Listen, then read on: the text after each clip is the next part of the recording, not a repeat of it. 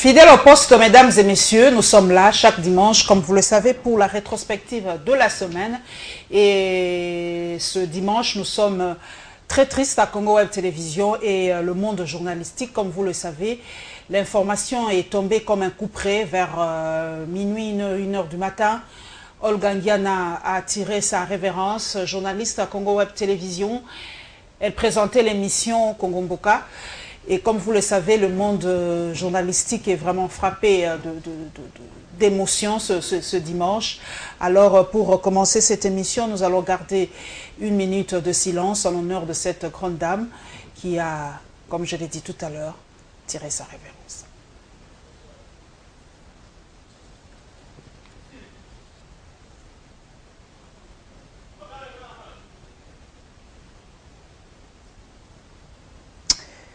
Et pour commencer, nous allons passer quelques-unes de ces très belles photos avec ses amis, avec des collègues. Et vous allez revivre un peu comment était Olga Ngiana, une dame aimante, souriante, respectueuse. Et moi, je me rappellerai toujours que sa toute première émission, elle l'a faite avec moi. Et je lui ai dit, tu as une très grande présence à la télé, tu es très photogénique, très télégénique. Et fais une émission en lingala, ne parle pas n'importe quel lingala, parle un lingala bien châtié, comme Ami il est là, et tu vas te démarquer. Et tu feras vraiment une très belle émission. Le lingala ne te diminuera en rien. Fais cette émission et tu marqueras le monde journalistique. Et je crois que Olga Ngiana a marqué ce monde journalistique. Alors, nous vous balançons quelques-unes de ces très très belles photos.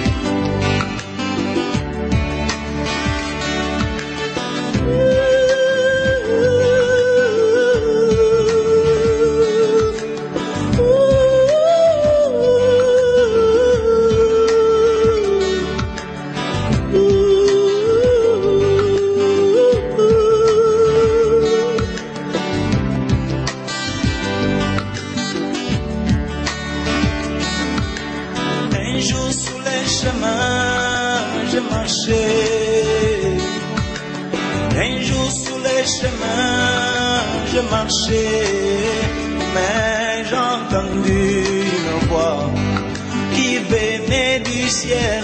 Oh, quelle gloire ce jour-là, quand il me sauva.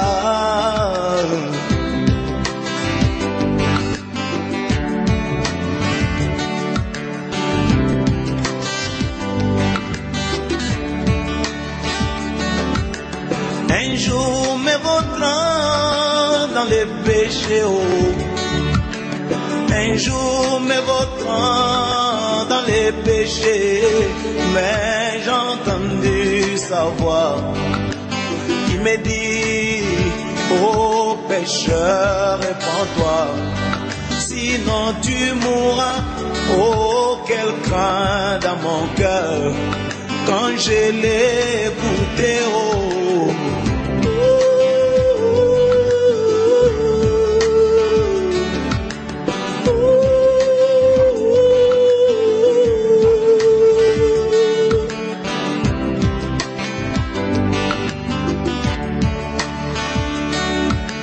Ce n'est pas fini, il me dit encore, et qu'un jour moi aussi je verrai Jésus, cet homme que j'ai tant aimé, sans pourtant l'avoir vu. Mais bientôt quelle joie ce jour-là, quand je les verrai, oh, oh, oh.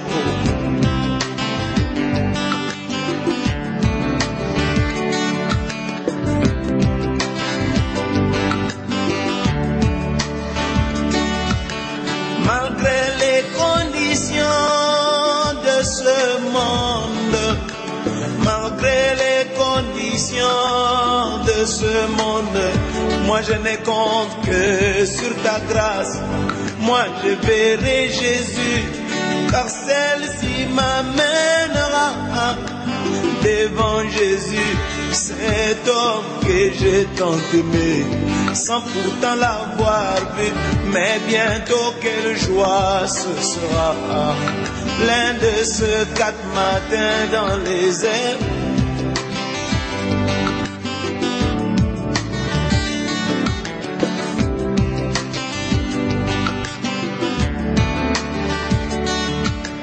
Malgré les conditions sodomites de ce monde, malgré les conditions...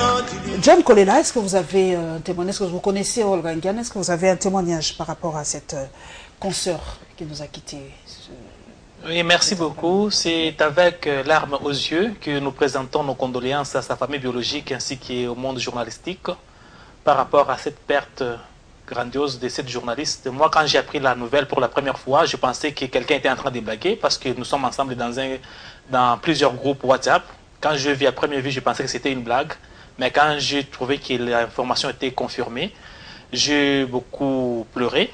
Je crois que vous m'avez même écrit. Exactement, je vous ai écrit le matin pour savoir ce que c'est vrai, pour que vous puissiez me rassurer. Et Olga, je la connais en tant que journaliste à travers la télévision, mais c'est fait qu'avec le temps, quand je dirais Kinshasa, on a eu plusieurs occasions de nous rencontrer ensemble dans différentes manifestations. La dernière fois quand je l'ai vue, c'était au deuil du feu président Étienne Tshisekedi. On a beaucoup discuté avec elle et je ne pouvais pas croire qu'aujourd'hui Olga partirait et qu'elle nous laissera sur la terre de ses ancêtres. Seulement, tout ce que je peux dire, c'est qu'Olga est partie, mais les œuvres qu'elle a faites resteront témoignées en sa faveur. Et elle est partie tout simplement parce que c'est l'Éternel Dieu qui en a décidé ainsi, car toute âme goûtera à la saveur de la mort. Donc, nous n'avons pas beaucoup de choses à dire, seulement nous pleurons ensemble avec tous ceux-là qui sont touchés par cette nouvelle qui nous attriste. Que ton âme repose en paix, Olga Ngiana, et comme on le dit, salut au passage, Alpha Moukadi aussi. Congo Web est en deuil. Nous allons donc commencer, mesdames et messieurs, par le premier condensé. Mesdames et messieurs, nous allons aller au Congrès. Vous le savez, le chef de l'État a enfin parlé aux 2 chambres réunies. Son discours était très attendu. Vous le savez, c'était vraiment le discours attendu de ce mois-ci. Il a parlé et cela a suscité beaucoup de réactions, soit dans le monde politique et même chez les compatriotes, surtout les Kinois. Congo Web Télévision, votre télévision interactive, est descendue dans la rue pour avoir vos assentiments, vos points de vue par rapport à ce discours tant attendu. Raciste, le tout premier condensé, mesdames et messieurs.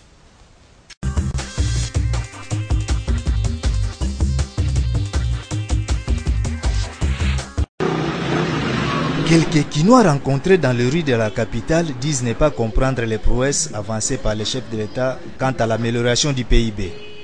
Selon eux, la vie sociale des Congolais demeure un casse-tête. Quand il parle de la réduction du taux de chômage, vous allez voir qu'il y a trop de chômage. D'ailleurs même, donc, il y a une augmentation du taux de chômage. Mais ce qui nous étonne est qu'aujourd'hui, nous avons un PIB élevé, le social est en bas par rapport au PIB. Les gens s'attendaient à ce qu'ils puissent quand même parler de la décrispation politique, qu'ils puissent quand même parler de la libération de nos prisonniers politiques, des personnalités emblématiques. Et on s'attendait à cela, mais il n'a pas fait allusion à ça. Malgré les arguments avancés, ils soutiennent l'effet pour Joseph Kabila de défendre la souveraineté du pays quant au financement des élections. Oui, ça donne de la valeur, parce que quand quelqu'un te donne, la main qui donne a toujours été supérieure à celle qui reçoit. Et cela donne même de la valeur, du poids, et éviterait même à la RDC qu'elle soit dictée peut-être par cette main qu'il a toujours financée pour les élections. Une position soutenue par les coordonnateurs du panel des experts de la société civile, Dieudonné Mouchagaloucha. En tant que citoyen congolais, j'ai beaucoup apprécié le discours du chef de l'État parce qu'il a demandé au peuple congolais de se décomplexer. Et c'est ce que nous avons toujours fait comme cheval de bataille, même au niveau de la société civile. C'est-à-dire qu'il faut un sens élevé de patriotisme, il faut un sens élevé de nationalisme, mais aussi il faut un sens élevé de pouvoir s'approprier le Congo comme notre pays parce que nous n'avons que ça comme richesse. Le chef de l'État a bien dit que les élections auront bel et bien lieu au 23 décembre. Et donc, nous, comme société civile, ça nous réconforte. Donc, nous ne pouvons qu'apprécier cela parce que c'est le chef de l'État qui l'a dit. Pour le moment, les yeux des Congolais sont maintenant braqués sur la période de dépôt des candidatures pour la présidentielle, ce qui permettra de savoir si Joseph Kabila est candidat ou non à sa propre succession. Pas d'élection en RDC le 23/12/2018 si les exigences du peuple ne sont pas prises en compte. Le rassemblement se félicite d'avoir démontré sa bonne foi et sa volonté inébranlable de participer aux élections cette année en déposant les candidatures de ses membres à la députation provinciale. En accord avec le peuple, le rassemblement exige que le fichier électoral soit extirpé de près de 10 millions d'enrôlés fictifs. La machine à voter, non prévue ni dans la loi électorale, ni dans le calendrier de la CENI, soit écartée. La mise en œuvre effective des mesures de décrispation prévues dans l'accord du 31 décembre 2016 soit effective. La CENI soit redynamisée, notamment par le remplacement du délégué de l'UDPS, conformément à l'accord de la Saint-Sylvestre. M. Kabila ne tente pas, au mépris de la Constitution et de l'accord de la Saint-Sylvestre, de présenter sa candidature pour un 3e mandat. Il est évident que le rassemblement n'accompagnera pas le pouvoir en place dans son dessein de créer le chaos dans notre pays au travers d'une parodie d'élection.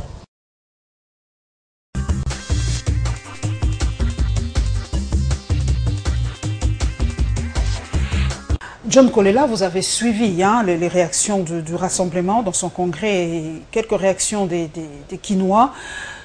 Ce qui ressort, c'est ce 3e mandat de Kabila. Mais pourquoi on en parle? Pourtant, le chef de l'État n'a rien dit sur ça. Il a dit que lui, il est ferme, il respectera la Constitution. Et que dit la Constitution?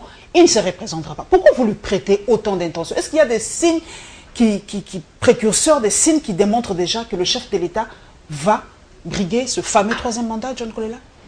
Oui, merci beaucoup, madame. Comme vous le savez très bien, que l'opposition ne parle pas dans le vide.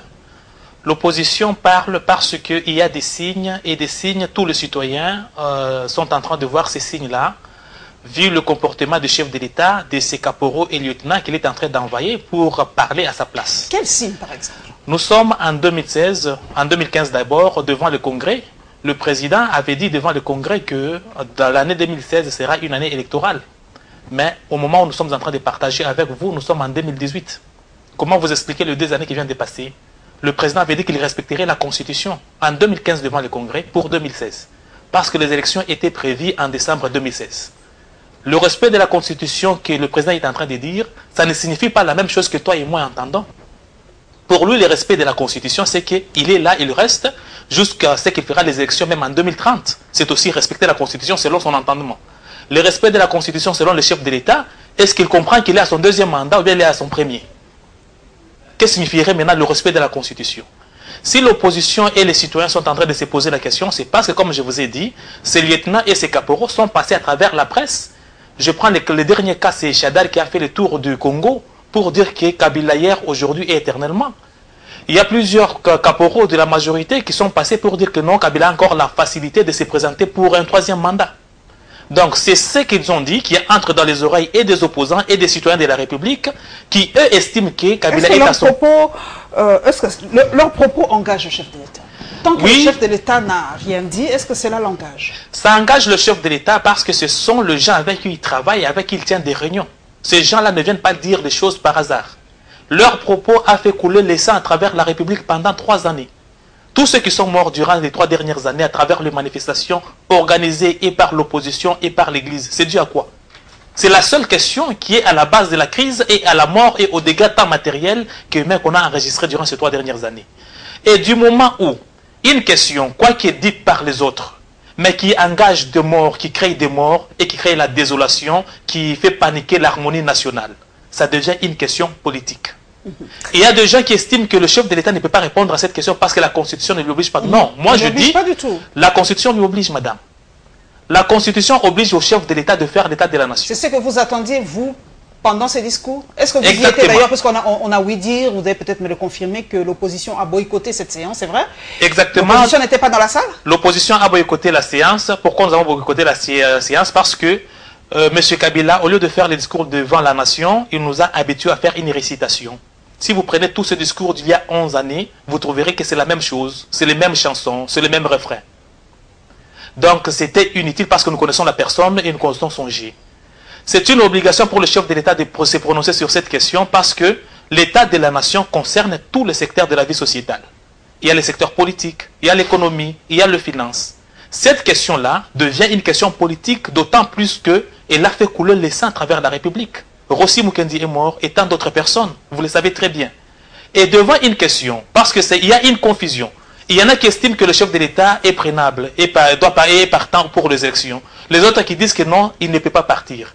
Mais parce que ça crée la confusion, la seule personne qui peut éclairer pour fixer les esprits, mais quand il dit que je respecterai la Constitution, pour vous, c'est toujours pas clair. Il y a toujours ambiguïté selon vous? C'est là où je vous réponds en disant que qu'est-ce qui est dans la tête du chef de l'État quand il vous dit je respecterai la Constitution, d'autant plus que la Constitution devrait être respectée depuis 2016. Nous sommes en 2018. Alors moi, j'estime qu'il y a une volonté manifeste du chef de l'État d'entretenir ce flou. Il estime que ce flou lui profite parce qu'il tente de pousser l'opposition à une faute, parce qu'il estime que les gens iront dans la rue alors qu'il n'a pas encore prononcé et à ce moment-là, il va agir. C'est pourquoi je salue la sagesse d'abord de l'opposition. Nous attendrons jusqu'au moment où on va déposer les candidatures, jusqu'à minuit du 8 août 2018. Lorsqu'on verra qu'il n'y a pas sa candidature, tant mieux. Mais si la candidature est déposée, là, il faut l'arrêter, il faut l'envoyer devant la justice pour qu'il réponde de son sort. Que comprenez-vous de cette phrase qui fait couler dans les réseaux sociaux aujourd'hui? C'est la phrase qui tourne en boucle dans les réseaux sociaux. Ma passion pour le Congo, vous connaissez. Je ne dirais pas comprenez mon émotion, mais comprenez ma passion pour le Congo. Alors, pour vous, que comprenez-vous par d'abord, la manière de parler du président, c'est comme s'il s'est moqué de son prédécesseur à qui il devrait aussi beaucoup de respect. Pour dire que moi, je ne dirais pas côté mon émotion, sans citer même son nom, depuis que le président n'a jamais cité le nom de Mobutu. Je le comprends. Mais comprenez la passion, chacun a la passion de la République. Je sais que vous avez aussi une passion pour la République. Nous savons que Macron a la passion pour sa France. Nous comprenons que celui de la Côte d'Ivoire a la passion pour la Côte d'Ivoire, ainsi de suite.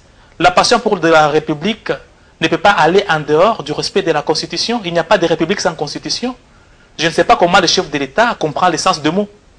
La passion pour la République voudrait assez que celui qui aime la République, celui qui en a la passion, puisse respecter ceux qui fondent la République. Et ceux qui fondent la République, c'est la Constitution.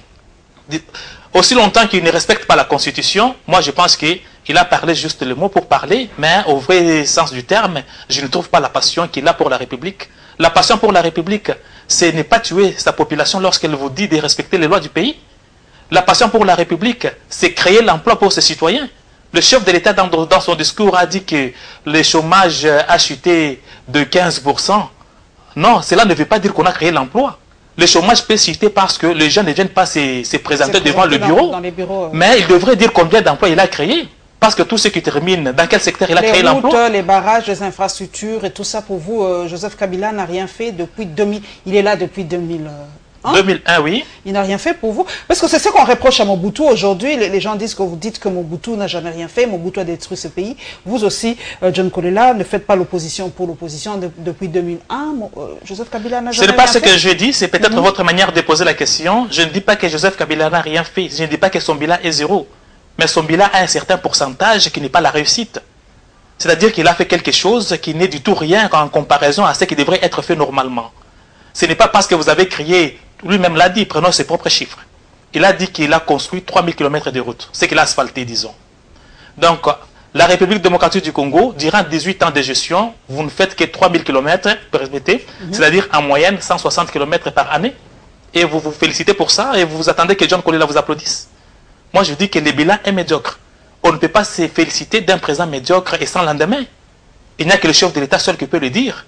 Nous disons que oui, vous avez fait, mais ce n'est pas suffisant, c'est insignifiant. Et sur le plan sécuritaire, vous n'êtes pas sur le plan sécuritaire, satisfait aussi du bilan de Joseph Kabila? Il y a des avancées, on n'en disconvient pas. Il y a des avancées, mais nous devrons mettre chaque chose à sa place. Il y avait l'insécurité, pourquoi? C'est parce qu'on nous a amené les Rwandais ici. C'est ce qui était à la base. Commençons par le commencement. Qui nous a amené les Rwandais? C'est l'AFDEL dont lui, le président, fait partie. N'oubliez pas que notre chef de l'État est un ancien rebelle. Ça, c'est l'histoire qui ne changera jamais. Il l'est. Il l'était, même s'il est devenu président de la République, il ne va pas changer l'histoire. Il est venu avec les Rwandais et ça a créé l'insécurité au niveau de l'Est. Mais les Rwandais existaient dans ce pays bien existaient depuis Bisengimana. Ne dites pas que exactement. Que ce sont les Kabila qui ont amené les Rwandais dans ce pays. Disons aussi. Nous parlons dans le sens de les amener jusqu'à Kinshasa, lui donner le poste de responsabilité, les infiltrer dans l'armée. On en avait déjà depuis Bisengimana qui était directeur de cabinet du feu Mobutu. Donc les Rwandais existaient déjà. On a étudié avec des Rwandais, des milliers de Rwandais dans ces pays. Étudier avec les Rwandais. C'est pas Kabila qui a amené les Rwandais. Étudier avec les Rwandais en est une chose. Même les Congolais sont au Rwanda en train d'étudier. Les Congolais sont en France, partout. C'est pas pour dire qu'ils sont en France dans le sens dont nous sommes en train de parler. Être là au pouvoir. Il y a une filtration pour vous. Exactement, même dans l'armée, il y en avait autant avec les quelques opérations militaires qu'on avait fait pour infiltrer l'armée. Nous le savons très bien.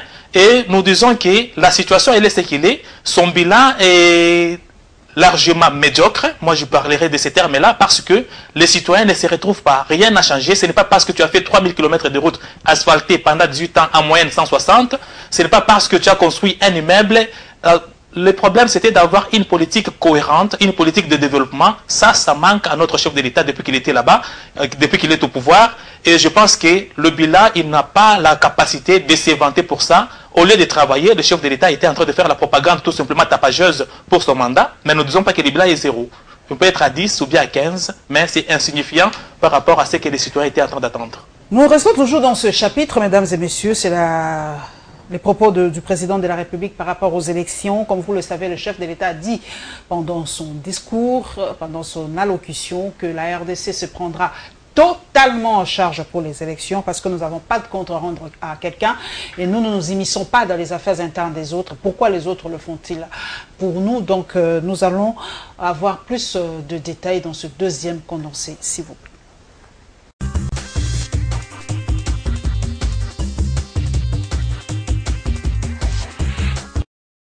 Mesdames et messieurs, c'est pour les mêmes raisons que nous avons tenu également à affranchir notre processus électoral de contingence de financement extérieur et par conséquent de chantage.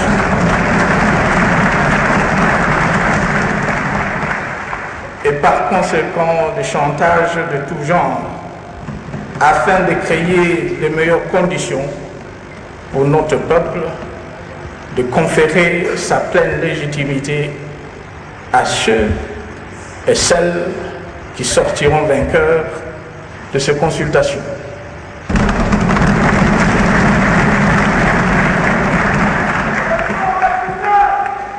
Et je réaffirme donc que désormais, les élections en République démocratique du Congo seront réellement une affaire de souveraineté et qu'elles seront en conséquence entièrement financées par l'État congolais.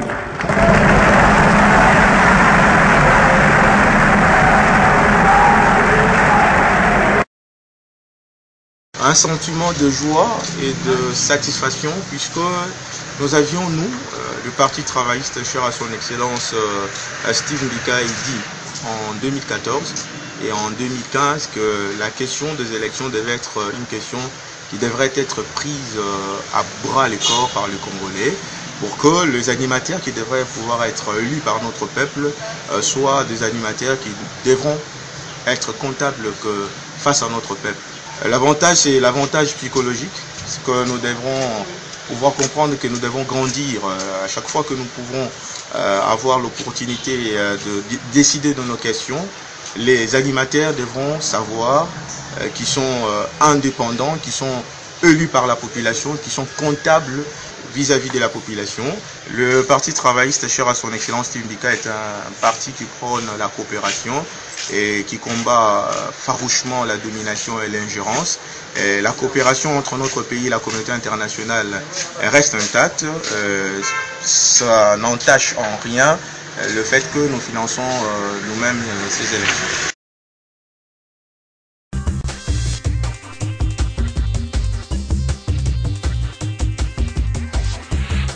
John Kolela, pour vous, le chef de l'État a-t-il raison de dire que les élections doivent maintenant être une question de souveraineté, plus question que la communauté internationale jette ou ait un droit de regard par rapport aux élections, nous allons autofinancer nos propres élections? C'est la toute première question. Et la deuxième, où trouvera-t-on l'argent pour financer ces élections? Déjà, le budget est assez catastrophique aussi, selon une certaine opinion. On n'a pas assez d'argent. Et où trouvera-t-on l'argent pour financer ces élections? Merci beaucoup. Si le chef de l'État se réveille aujourd'hui, c'était le souhait de l'opposition de tout ce temps ici. Parce que chaque fois quand les pouvoirs a parlé de la souveraineté, on disait qu'on ne parle pas de la souveraineté seulement lorsqu'il y a des rapports de l'ONU ou autres ou les condamnations que vous devrez réclamer la souveraineté. La souveraineté devrait être non seulement la souveraineté ou l'indépendance du drapeau. La souveraineté, c'est que nous devrons nous assumer par rapport à ce que nous voulons être tant que peuple et pour nous affirmer. Et si on doit financer les élections, en principe, je parle d'abord des principes avant d'entrer en effet, en principe c'est une très bonne chose et c'est souhaitable. Et c'est tout ce que nous cherchions. Et non seulement par rapport aux élections pour réclamer la souveraineté, mais par rapport aussi à d'autres choses, par rapport à la force militaire. Il y a la présence encore de la MONUSCO ici. Nous disons que n'eût été la MONUSCO, peut-être que la situation ne serait pas aussi calme qu'elle est aujourd'hui. Il faut que nos militaires s'assument, il faut que le gouvernement s'assume pour nous apporter la sécurité. Il y a les différentes institutions internationales qui nous aident par rapport au développement dans différents secteurs de la vie. Il faut tout ça, il faut que nous-mêmes nous arrivions à gérer correctement notre budget et notre argent pour y parvenir. Ce que je trouve qu'il peut y avoir un problème parce que c'est la gestion qui est mauvaise. Vous avez vu plusieurs rapports accusant différentes autorités d'avoir détourné les uns à Panama, les autres ailleurs, l'argent de la République. C'est ce qui fait que nous manquons l'argent pour organiser les élections. En 2016, ce qui était comme raison principale pour laquelle les élections n'ont pas eu lieu, c'était qu'on n'avait pas suffisamment de moyens pour cela.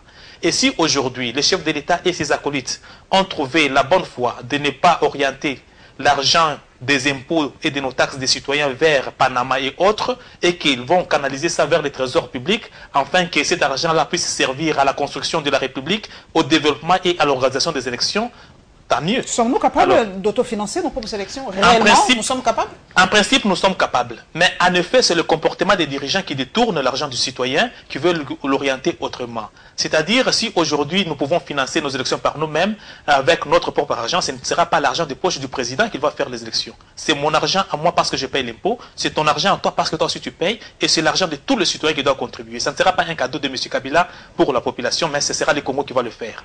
Donc pour moi, j'estime que l'argent, il y en a beaucoup, mais que c'est la canalisation vers les trésors publics qui manque. Et à ce jour, je doute encore que nous soyons en mesure de le faire seuls parce que, jusqu'au moment où je vous parle, la CENI n'a pas encore plus de 50% de moyens qu'elle a exigés au pouvoir pour cela. Si c'est la farce qu'on est en train encore de nous présenter, je vous assure que le 23 décembre, ça ne sera pas trop loin. Il y en a qui passeront encore pour confesser autrement. La légitimité, il a dit, bon, avec cet autofinancement des élections, ceux qui sortiront, les nouveaux élus qui sortiront de ces élections auront une plus grande légitimité, c'est vrai? La grande légitimité, en principe, particulièrement, je parle du président de la République, serait lorsqu'il y aurait les élections à 2 tours, parce que là, au moins, vous serez rassuré que le président qui va diriger aura au moins plus de 50% pour être président de la République. Est-ce que ce sont les 2 tours qui rendent une élection plus légitime? Aux États-Unis, il n'y a qu'un seul tour, si je ne me trompe pas. Aux États-Unis, il n'y a qu'un seul tour. Il n'y a qu'un seul tour, mais... Non, d'ailleurs, il y a plusieurs tours qui ici aux États-Unis, parce que ça se passe par les primaires, ils s'éliminent entre eux jusqu'à avoir 2 candidats au finish. Donc le fait qu'il n'y a que 2 candidats au finish, c'est que le premier tour là, c'est comme aussi le deuxième tour en même temps, parce qu'au moins le président a déjà plus de 50%. C'est cette possibilité-là qui fait la forte légitimité, parce que là, au moins, vous êtes sûr que vous êtes aimé par plus nombre de... Parce que la légitimité, c'est le nombre, c'est l'acceptation par le peuple. Vous m'avez mis la puce à l'oreille. Est-ce que cela n'est-il pas aussi un moyen pour vous aider, vous, de l'opposition, à contourner ce premier tour? Faites les primaires aussi à l'opposition. prenez les exemples des autres. Vous l'avez si bien dit qu'aux États-Unis, il y a plusieurs paliers pour accéder à ce fameux un tour aux États-Unis. Il y a des primaires, ils s'éliminent entre eux. Pourquoi ne pas le faire chez nous alors? Soit à la majorité, soit dans l'opposition. Et au finish, nous avons un seul candidat qui a beaucoup plus de chances. Exactement. Katoum, il a déjà dit, il a déjà proposé de primaire à l'élection. Vous avez peur des primaires ou quoi? Ou vous êtes incapable d'organiser des primaires au sein de l'opposition? Exactement, c'est une idéale. C'est une idéale. Et vous savez très bien que l'opposition au Congo, elle est multiple. L'UDPS est là, il y a l'UNC, chacun a son propre parti. Et organiser cela, ça demande une grande organisation et des moyens. Et des moyens aussi. Oui. Qu'est-ce qui exactement. manque? Exactement. Demandez l'argent militant, organisez-vous. Ne nous dites pas toujours qu'on parviendra jamais à organiser quelque chose de magnifique. Ce que je dis, quand il y a de primaires, c'est au sein des partis politiques, ce n'est pas au sein de l'opposition, même quand ça se passe aux États-Unis et ailleurs, c'est dans un parti politique où ça se passe. L'UDPS, elle seule peut organiser les primaires. Je peux dire par exemple le congrès qui s'est passé, c'est en quelque sorte aussi le primaire qu'on a organisé en interne. Là, vous le dites si bien, oui. Nous nous aidons entre nous. Au niveau de toute l'opposition, chacun fait sortir un candidat et puis il y a une primaire, parmi vous on élimine et on laisse. C'est question de volonté, c'est question aussi de vision, c'est question aussi de confiance. Vous savez très bien vous-même, vous êtes témoin de la scène politique congolaise, comment les opposants, disons les politiciens de manière générale se comportent. Donc c'est là l'idéal, hein?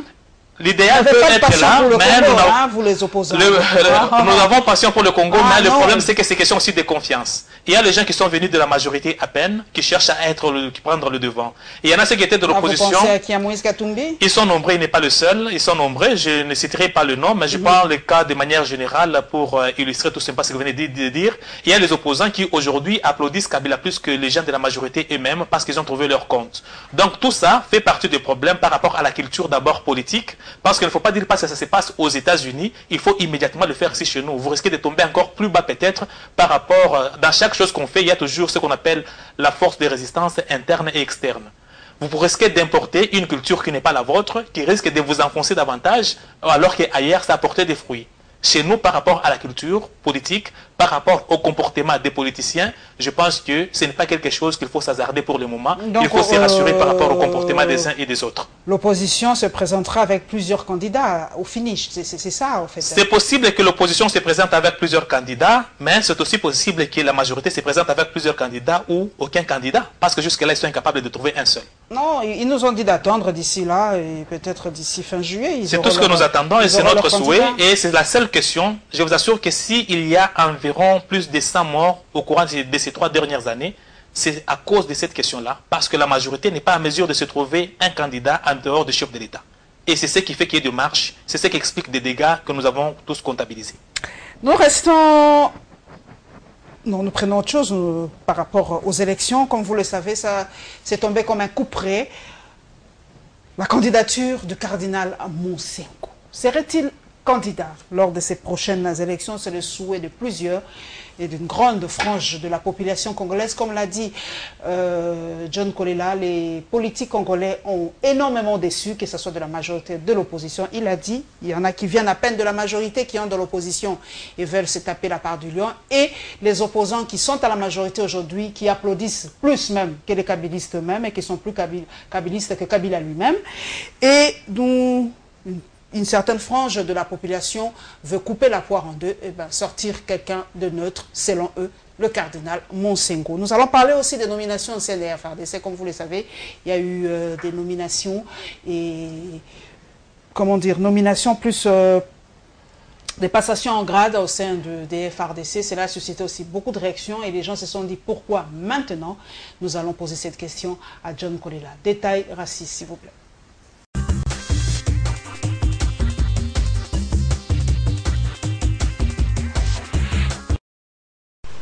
À quelques mois de l'élection présidentielle du 23 décembre 2018, le chef de l'État a nommé un nouveau chef d'état-major des forces armées de la République démocratique du Congo, le lieutenant-général Célestin Mbala Moussansi, au remplacement du général Didier Etumba.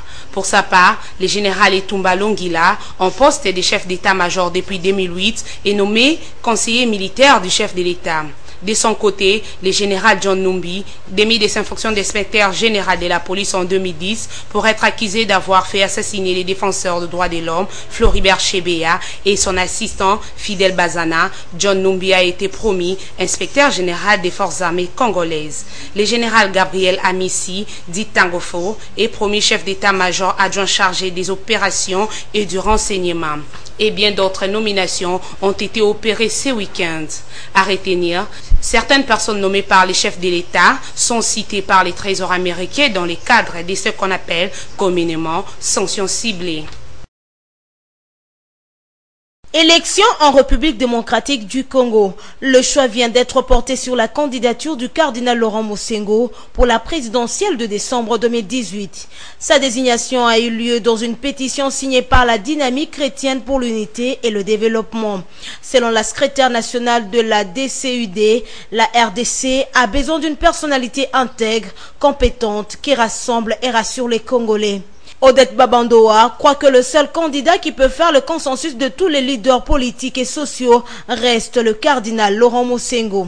La personnalité qui serait à la tête de la République démocratique du Congo devrait impulser une dynamique de sens de responsabilité, assainir le mœurs et remettre le pays sur le rail et l'orbite de son destin, a renchéri Odette Babandoa.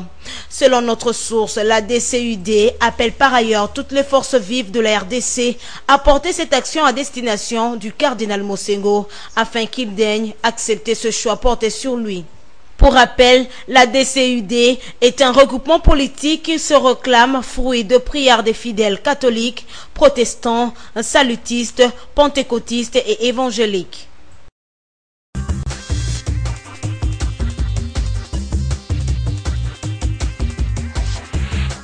John Kolela, nous avons suivi notre reporter qui nous a parlé comment dire, oh, le mot m'échappe, excusez-moi, ciblé, le mot m'échappe, c'est le mot qui m'échappe. Il y a des généraux ou des militaires qui sont ciblés par la communauté internationale, mais Joseph Kabila a tenu quand même à les honorer. Pour vous, ça c'est un signal fort, un message que Joseph Kabila fait passer à la communauté internationale. Il est souverain, il fait ce qu'il veut dans son pays, il n'a de mot d'ordre à recevoir de personne. C'est vrai que c'est un message fort que le président est en train de lancer. Sanction ciblée, merci. Sanction ciblée. C'est un message que nous devrons tous capter parce que j'ai l'impression d'avoir dit sur vos chaînes autrefois ici que j'ai l'impression que le chef de l'État a préférence à travailler avec les gens qui ont les mains trempées. Le chef de l'État ne s'était pas doté de travailler avec Gilles Moutebouzi, Kunda, leur même faire monter en grade alors que la justice internationale était en train de le chercher. Il a dit pour des raisons de paix, il reste. Comme si la paix est une arme de lutte ou bien la justice est une arme de lutte contre la paix. C'est ça sa conception. J'ai beaucoup regretté. Je peux vous donner d'autres exemples. Regardez Gédéon Kyungu, un fugitif condamné par la justice. Il a pris fuite de la prison, mais lorsqu'il est revenu, on a fait les tapis rouges pour lui, avec le gouverneur qui a suspendu toutes les activités dans la ville pour que la population vienne l'écouter. Il s'est adressé à la nation, un fugitif cannibale. Vous comprenez au moins cette question-là. Et jusqu'aujourd'hui, vous êtes député de cette circonscription. Exactement, ça fait mal. Qu'est-ce que vous ressentez personnellement face à ça? Ça fait très mal de voir les atrocités de la tyrannie et de la terreur que Gédéon Kyungu a instauré dans les secteurs, dans les triangles de la mort, et que le chef de l'État puisse accorder la parole et qu'il porte le polo de l'effigie du chef de l'État. Ce jour-là, je me suis dit que la République a touché les fonds de la bassesse. Donc, alors, je dis que par rapport à ceux qui sont nommés, regardez maintenant les nominations actuelles. C'est vrai que tout le monde ne peut pas être condamné au même titre parce que la condamnation en groupe, c'est le massacre des innocents. Il y a des gens, des citoyens, des patriotes qui sont des vrais citoyens qui peuvent travailler correctement, mais parmi eux, il y a des taches noires qu'on ne peut pas accepter. Les gens qui sont trempés dans les assassinats dont la justice devrait poursuivre, vous les désignez, qui ont des problèmes avec la communauté internationale, moi je pense que c'est vrai, c'est un message fort, c'est vrai, il faut s'assumer, mais il faut savoir aussi s'assumer de manière positive. Tout ce que je peux demander à tous les nominés, c'est qu'ils travaillent en respectant les lois du pays, qu'ils travaillent pour l'intérêt de la population et non pas pour l'intérêt de l'individu. Parce que, en politique, tout peut arriver. Mobutu avait pris fuite seul, ces généraux ne l'ont pas suivi, les Atondo sont restés ici aux côtés de Kabila, ils sont en train d'applaudir comme ils applaudissaient pour Mobutu et les autres. Et lui, quand il partira aussi, tous ces acolytes-là vont rester. Voilà pourquoi moi je dis qu'il y a une occasion de s'amender par rapport à la qualité de travail. Mais si on vous a désigné là-bas, alors que moi je suis en train de vous payer avec mon impôt, alors que c'est moi qui est en train de vous vêtir avec mes impôts, et qu'avec une mission maintenant de nous exterminer encore davantage par rapport au climat politique que nous sommes en train de traverser, vous devrez démissionner. Moi j'estime que c'est un message fort et que ça dépendra de la mission pour laquelle Kabila les a mis là-bas. L'armée de la RDC est-elle républicaine selon vous? Jusque-là, je ne crois pas parce que ce sont des institutions qui sont asservies. Toutes les institutions de la RDC sont asservies à un homme. Même si vous prenez le Parlement, voilà l'exemple que je peux vous donner de la loi sur le statut de chef d'ancien chef d'État. La journée avant, élargi exactement. Or, si vous avez participé au débat, c'est incroyable. La si vous aviez participé au débat le premier jour, toute la salle était contre. Mais le lendemain, il y a eu des mots d'ordre, moyennant une motivation financière ou je ne sais quoi, par venant de Kingakati. Les gens ont changé, ont parlé le contraire de ce qu'ils ont dit une journée avant. C'est une institution asservie. Vous n'inspirez pas ces jeunes, vous n'êtes pas des références dans le monde politique, vous n'inspirez pas. C'est ce que je vous dis. Ce que je vous dis, c'est que vous ne pouvez pas mettre tout le monde dans un même lot. Parce que je suis aussi député, mais je les dénonce. C'est pour vous dire qu'il y a les gens qui font la différence, qui ne veulent pas ce qui se passe et qui sont en train de les dénoncer. C'est notre rôle. C'est tellement minime que ça ne pèse pas. La loi est passée, aujourd'hui c'est élargi au chef. L'essentiel pour nous, en tant que députés, nous n'avons pas l'obligation de résultats. Nous avons l'obligation de moyens. Nous avons utilisé les moyens à notre possession, nous avons dénoncé et le peuple, au moment venu, va se décider. Toutes les actions que nous sommes en train de mener là-bas, quoi qu'il est minoritaire, vont payer un jour. Moi, j'estime que toutes les lois votées sans l'opposition, le jour où il y aura un président responsable... On va casser cela? Pardon? On peut le casser après? On peut les casser. Ce sont les arguments pour dire que non, ces lois ont été imposées et que voilà, au moins il y a les raisons pour justifier cela. Donc tout ce que nous faisons, peut-être que ça ne compte pas aujourd'hui, mais ce sont les arguments que les autres pourraient utiliser demain pour corriger ce qui est à utiliser. Voilà pourquoi on n'a pas croisé les bras, on est en train de faire notre travail. Le chef de l'État, non seulement il a désigné les gens qui ont les mains sales dans l'armée, mais regardez ce qu'il a fait à la Cour constitutionnelle. C'est presque une imposition. Les gens qui devraient venir de l'Assemblée nationale ont été imposés. Jamais moi j'ai été consulté pour que je puisse donner mon accord par rapport à ceux qui sont partis là-bas. Jamais un seul député a été consulté. Et c'est lui seul, avec le président de 2 chambres, d'ailleurs c'est lui seul qui les a imposés. Alors il y a déjà, il est en train de préparer l'hécatombe sur la République. Regardez au niveau de la CENI. Tous les membres de la CENI sont asservis au chef de l'État. Nous voulons remplacer notre... Il n'y a pas eu de remplacement. Il refuse parce que celui qui est là est déjà acheté.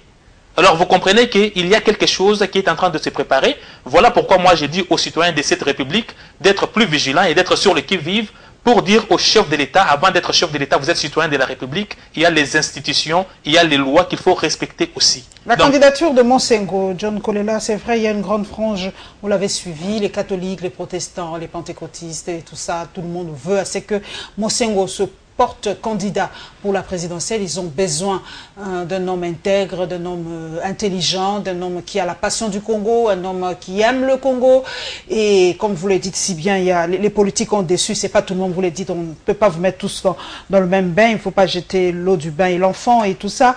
Mais pour vous, quelle lecture faites-vous de cette demande pour la candidature de Monsengo? Je trouve cette demande légitime parce que le cardinal Monsengo est un citoyen congolais qui remplit tous les critères pour briguer aussi les mandats comme tous les autres aussi.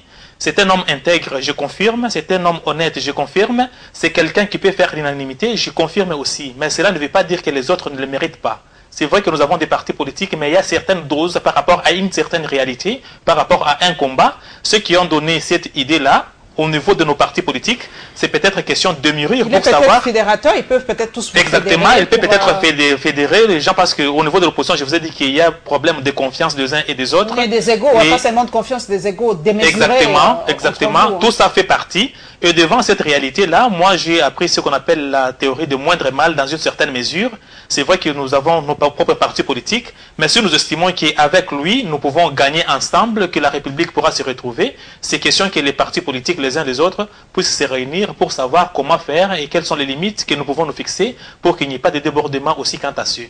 Le cardinal Monsengo ne sera pas le candidat comme les autres semblent le dire parce que l'opposition non. Mais c'est les candidats de la République, y compris la majorité, parce qu'au niveau de la majorité aussi, il y a un problème, ils n'ont pas encore retrouvé les dauphins.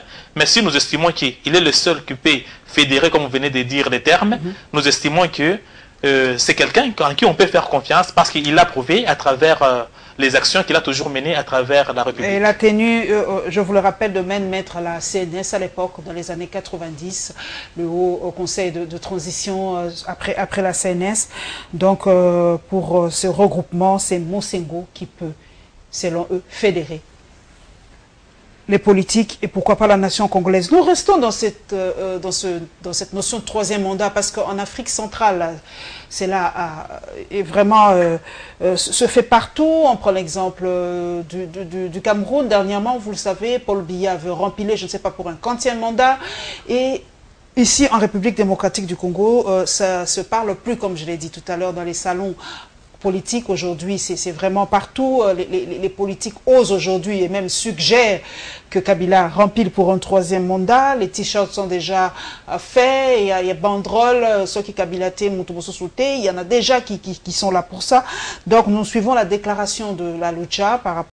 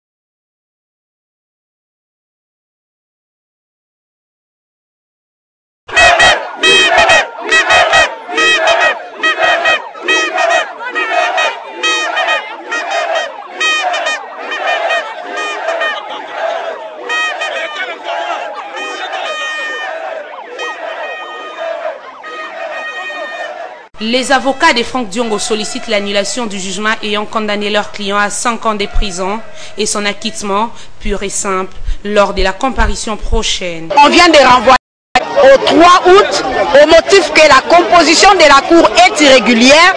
L'un des juges est en mission à Bounia. Il va certainement revenir à la fin du mois de juillet et c'est au 3 août que nous allons revenir pour l'avis du ministère public. Les 3 août, date très attendue pour connaître les sorts du Congo, un dernier verdict pour permettre à en croire son parti à celui qui a déjà passé 19 mois derrière les barreaux pour se présenter aux élections. Kamalandwa soit nommé comme président de la Ligue de jeunes. Bruno Kamalandwa conduit désormais la destinée de la Ligue de jeunes du mouvement du peuple congolais pour la République. Il a reçu ce lundi, lors de son investiture, les différents symboles du parti de main de son président, Jean-Claude Vwemba. Ce qui lui confie le pouvoir d'amener le MPCR partout. En vertu de ces mêmes responsabilités, de ces mêmes autorités, je donne le bâton de pèlerin à Bruno Dioua Kamalandwa pour qu'il puisse emmener le combat de la jeunesse du MPCR partout au Congo et au-delà. Bruno Kamalandwa a exprimé toute sa reconnaissance à l'endroit du numéro 1 du MPCR. Il promet de faire mieux afin de porter haut son parti et s'investit déjà pour des élections sans machine à voter. Je suis trop content de l'acte qui vient de se passer maintenant, pour la confiance que l'honorable m'a confiée, qu'il s'attende seulement que je vais me battre pour que ce grand parti aille encore de l'avant, pour que ce grand parti puisse en tout cas faire de grandes choses dans les jours à venir qui arrivent. Et je sais aussi que je vais trop amener des actions sur les jeunes. J'appelle tout le monde, que nous puissions nous mettre autour d'une table, réfléchir pour le Congo, réfléchir comment refuser cette machine à voter. Retenez par ailleurs que Bruno Kamalandwa remplace à ce poste Elvis Bolumbu.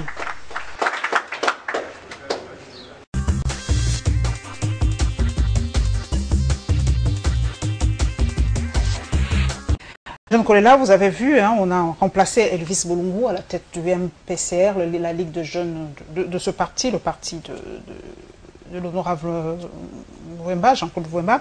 Pour vous, est-ce que les jeunes sont trop pressés? On a eu des discussions par rapport à ça. Est-ce que les jeunes sont trop pressés aussi d'accéder rapidement à certains postes? Ils n'ont pas la patience des vieux politiciens. Bon, je dirais que je ne maîtrise pas très bien les dossiers qui fait que Clovis soit remplacé. Mais je sais que si cela est arrivé, c'est qu'il y a de bonnes raisons. Et je sais que nous sommes devant une période électorale. Je sais que Clovis avait des ambitions de devenir Elvis plutôt. Merci pour la correction. De devenir député, il devrait postuler. Mais à ma connaissance, je sais qu'il y a plus de sièges à pourvoir que des individus.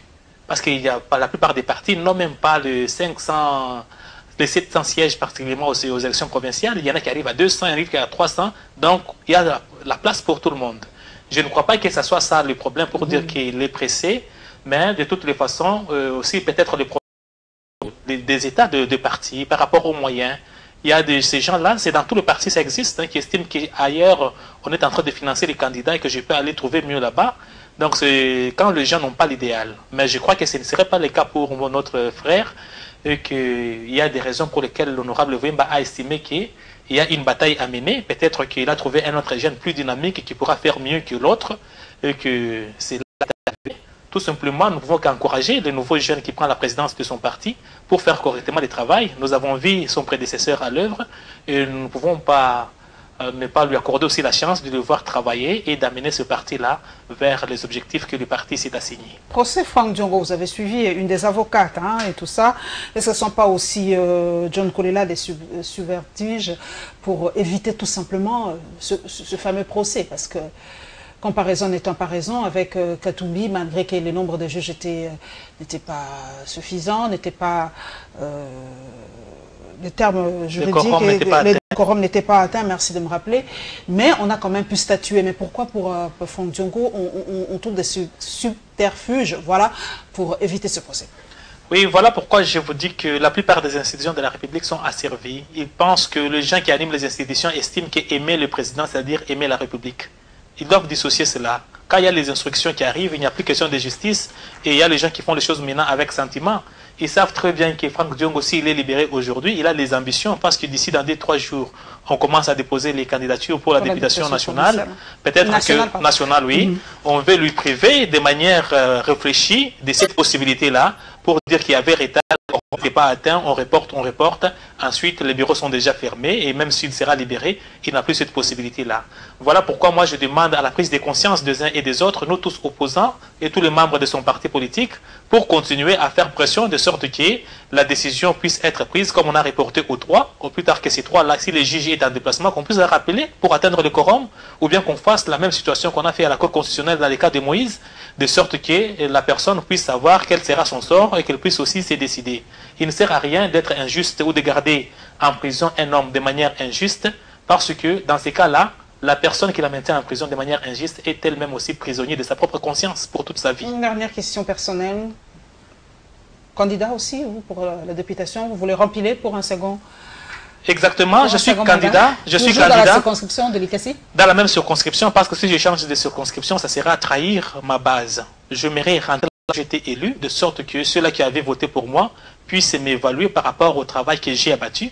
Si j'ai fauté, qu'on puisse me sanctionner négativement, et que si j'ai bien fait mon travail, qu'on puisse encore me donner la confiance pour améliorer davantage et être le député dont la nation a besoin. Personnellement, j'ai suivi une petite vidéo en Inde où certains, comment je peux dire, militants ou certains de vos des militants des circonscriptions en Inde ont tabassé leurs députés parce qu'ils ont estimé que les députés ont fui depuis leur législature et quand une campagne électorale, ces députés sont revenus vers les leurs et ils ont reçu une très très bonne correction. On les a sérieusement tabassés. Est-ce que personnellement, John Kolela, c'est vrai qu'on ne peut pas s'auto-juger, mais vous estimez avoir bien travaillé pendant cette législature, que vous méritez une nouvelle fois la confiance de vos militants ou de gens de l'ICASI? Je ne sais pas comment on les appelle, les gens de l'ICASI. Les Licassiens, oui. Les Licassiens, est-ce que vous méritez encore leur voix? Oui, je dois être honnête, il est difficile de me juger moi. Je peux estimer que ce que je fais, c'est ce qui est mieux, alors que les autres qui me jugent de l'extérieur sont en train de me juger autrement. Mais néanmoins, je pense avoir fait mon travail en tant que député. Les missions confiées à un député, je les ai réalisées. J'ai contribué à faire de lois, même si je n'ai pas fait une pour moi-même, mais à travers même les amendements, parce que je ne suis pas spécialiste. Pour faire la loi, ce n'est pas donné à n'importe qui, ou à l'Assemblée. Nous tous, nous ne faisons pas de loi. Nous pouvons contribuer avec la petite expérience dans une loi par rapport aux amendements, c'est vrai.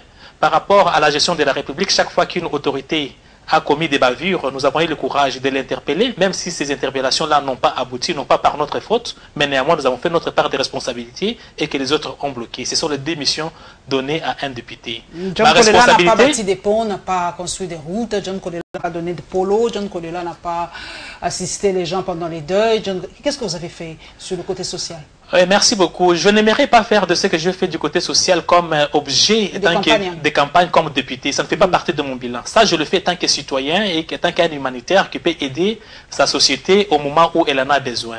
Ce que je fais, même si je l'ai dit, je le fais sans micro, sans caméra, parce que quand je donne avec la main droite, gauche ne doit pas savoir. Je ne l'ai pas fait pour des raisons de politique, mais je l'ai fait pour des raisons humanitaires. J'ai donné des ordinateurs dans des écoles, dans ma ville. J'ai donné des machines à coudre dans les écoles.